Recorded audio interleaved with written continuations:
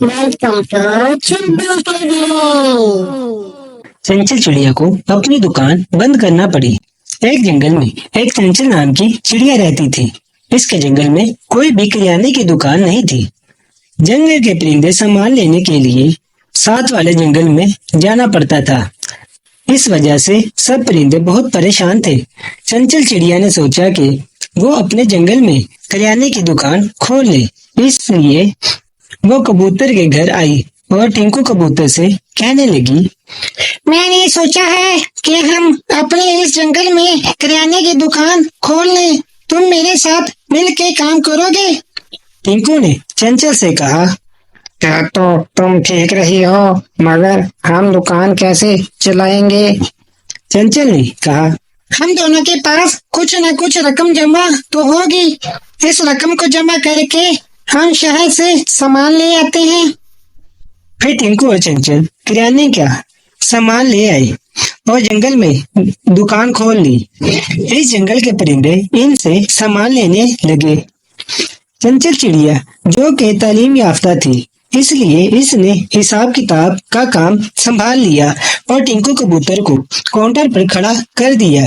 चंचल counter पे आई और इसने सब सामान को देखा तो सामान ज्यादा और रकम कम थी।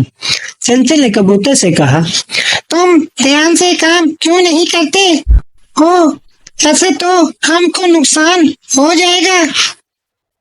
फिर चंचल ने कुछ दिनों बाद एक कालू कौवे को मुलाजिम रख लिया, क्योंकि कालू बहुत चालाक और काफी तेज था। इसने चंद ही दिनों में चंचल के दिल में अपनी जगह बना ली।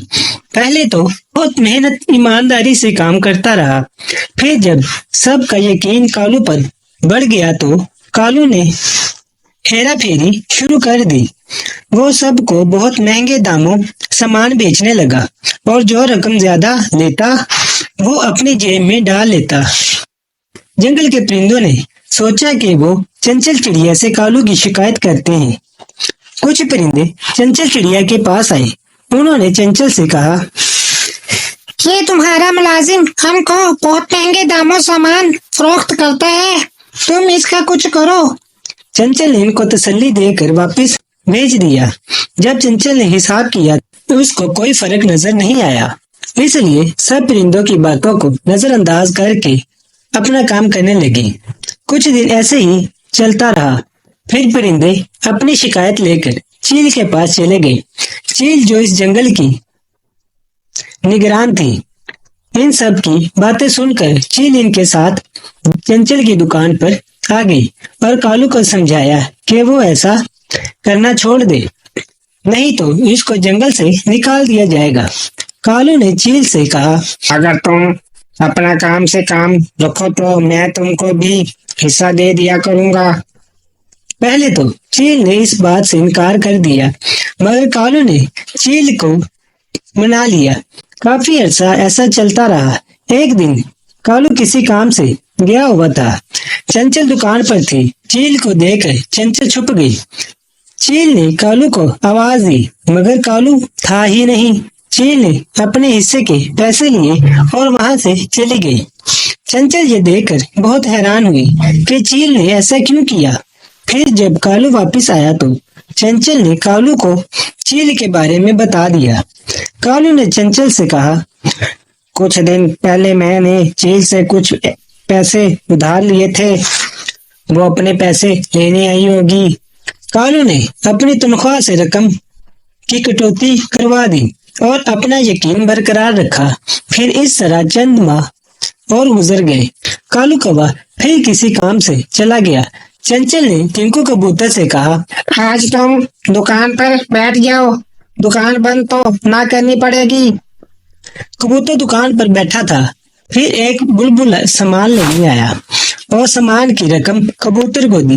कबूतर ने जब देखा कि रकम सामान से ज्यादा है, उसने बुलबुल से पूछा, तुम मुझे सामान से ज्यादा रकम क्यों दे रहे हो?